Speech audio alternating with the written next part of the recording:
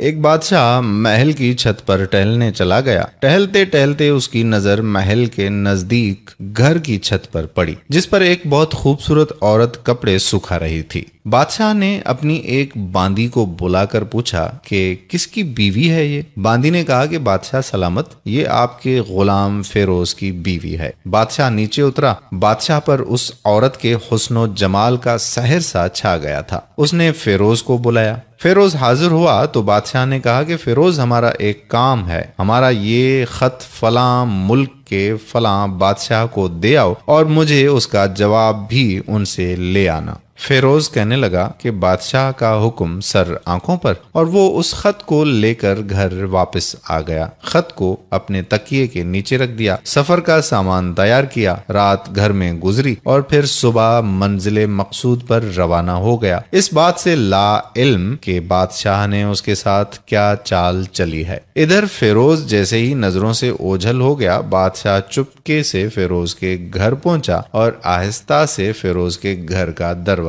کھٹکھٹایا۔ فیروز کی بیوی نے پوچھا کہ کون ہے دروازے پر؟ بادشاہ نے کہا کہ میں بادشاہ ہوں، تمہارے شوہر کا مالک۔ تو اس نے دروازہ کھولا، بادشاہ اندر آ کر بیٹھ گیا۔ فیروز کی بیوی نے حیران ہو کر کہا کہ آج بادشاہ سلامت یہاں ہمارے غریب خانے میں؟ بادشاہ نے کہا کہ میں یہاں مہمان بن کر آیا ہوں۔ فیروز کی بیوی نے بادشاہ کا مطلب سمجھ کر کہا کہ میں اللہ کی پناہ چاہتی ہوں آپ کے اس طرح آنے سے، جس میں مجھے کوئی خیر نظر نہیں آ رہا۔ بادشاہ نے غصے میں کہا کہ اے لڑکی، کیا کہہ رہی ہو تم؟ شاید تم نے مجھے پہچانا نہیں، میں بادشاہ ہوں، تمہارے شوہر کا مالک۔ فیروز کی بیوی نے کہا کہ بادشاہ سلامت، میں جانتی ہوں کہ آپ ہی بادشاہ ہیں، لیکن بزرگ کہہ گئے ہیں کہ اگر مچھر گر جائے کھانے میں تو میں ہاتھ اٹھا دیتا ہوں، اگرچہ میرا دل کرتا ہے کھانے کو۔ میں تمہارے پانی میں کوئی پھول نہیں چھوڑوں گا، لوگوں کا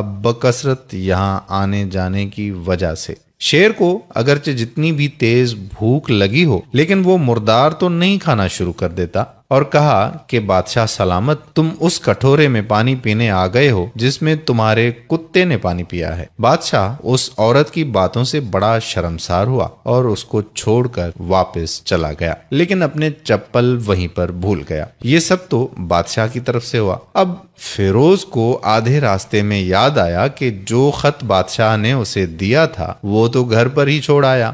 اس نے گھوڑے کو تیزی سے واپس موڑا اور اپنے گھر کی طرف لپکا۔ فیروز اپنے گھر پہنچا تو تکیے کے نیچے سے خط نکالتے وقت اس کی نظر پلنگ کے نیچے پڑی، بادشاہ کے نعال یعنی چپل پر پڑی، جو وہ جلدی میں بھول گیا تھا۔ فیروز کا سر چکرا کر رہ گیا اور وہ سمجھ گیا کہ بادشاہ نے اس کو سفر پر صرف اس لیے بھیجا تاکہ وہ اپنا مطلب پورا کر سکے۔ فیروز کسی کو کچھ بتائے بغیر چپ چاپ گھر سے نکلا۔ خط لے کر وہ چل پڑا اور کام ختم کرنے کے بعد بادشاہ کے پاس واپس آیا تو بادشاہ نے انعام کے طور پر اسے 100 دینار دیے۔ فیروز دینار لے کر بازار گیا اور عورتوں کے استعمال کے قیمتی کپڑے اور کچھ تحائف بھی خرید لیے۔ گھر پہنچ کر بیوی کو سلام کیا اور کہا کہ چلو تمہارے میکے چلتے ہیں۔ بیوی نے پوچھا کہ یہ کیا ہے؟ کہا کہ بادشاہ نے انعام دیا ہے اور میں چاہتا ہوں کہ یہ پہن کر اپنے گھر والوں کو بھی دکھاؤ۔ بیوی بولی کہ جیسے آپ چاہیں۔ بیوی تیار ہوئی اور اپنے والدین کے گھر اپنے شوہر کے ساتھ روانہ ہوئی۔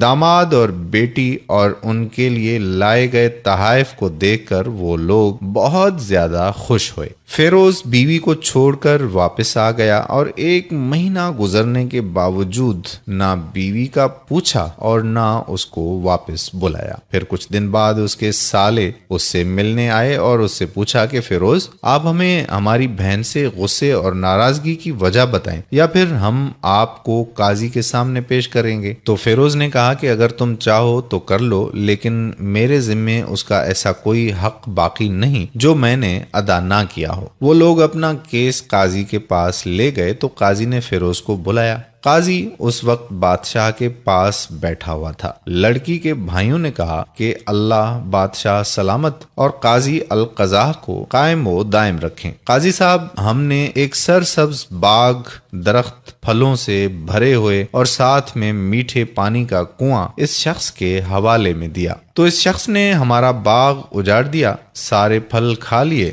درخت کاٹ لیے اور کنویں کو خراب کر کے بند کر دیا۔ قاضی فیروز کی طرف متوجہ ہو کر پوچھا کہ ہاں تو لڑکے، تم کیا کہتے ہو اس بارے میں؟ فیروز نے کہا کہ قاضی صاحب، جو باغ مجھے دیا گیا تھا وہ اس سے بہتر حالت میں نے انہیں واپس کیا ہے۔ قاضی نے پوچھا کہ کیا اس نے باغ تمہارے حوالے ویسی ہی حالت میں واپس کیا ہے جیسے پہلے تھا؟ انہوں نے کہا کہ ہاں ویسی ہی حالت میں واپس کیا ہے، لیکن ہم اس سے باغ واپس کرنے کی وجہ پوچھنا چاہتے ہیں۔ قاضی نے کہا کہ ہاں فیروز، تم کیا کہنا چاہتے ہو اس بارے میں؟ فیروز نے کہا کہ قاضی صاحب، باغ میں نے کسی بغض یا نفرت کی وجہ سے نہیں چھوڑا، بلکہ اس لیے چھوڑا کہ ایک دن میں باغ میں آیا تو اس میں نے شیر کے پنجوں کے نشان دیکھے، تو مجھے خوف ہوا کہ شیر مجھے کھا جائے گا، اس لیے شیر کے اکرام کی وجہ سے میں نے باغ میں جانا بند کر دیا۔ بادشاہ جو ٹیک لگائے یہ سب کچھ سن رہا تھا اور اٹھ کر بیٹھ گیا اور کہا کہ فیروز، اپنے باغ کی طرف امن اور مطمئن ہو کر جاؤ، واللہ اس میں کوئی شک نہیں کہ شیر تمہارے باغ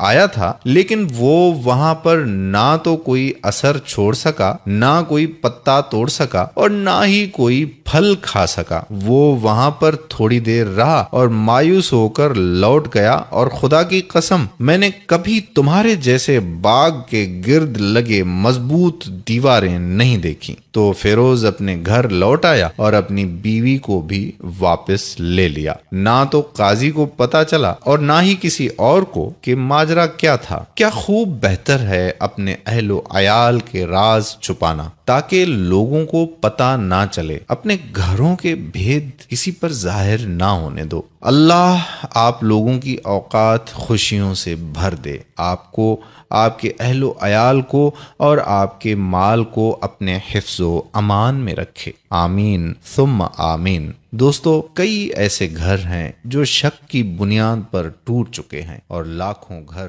ٹوٹ رہے ہیں۔